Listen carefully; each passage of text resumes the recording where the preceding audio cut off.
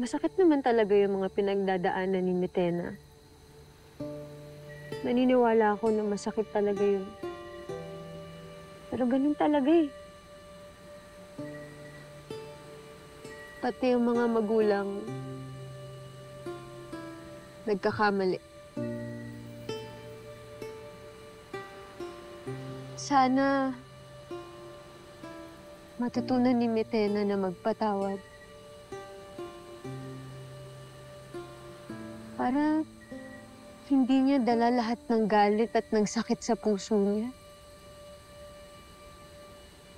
Sana mabigyan niya ng pagkakataon yung sarili niya na maging masaya.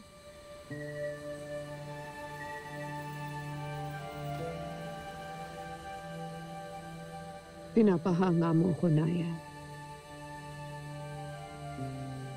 Hindi ko pa rin maintindihan kung paano nananatili sa iyo ang kabutihan. Sa kabila ng lahat ng nangyari sa iyo. Kasi ganun ako pinalaki.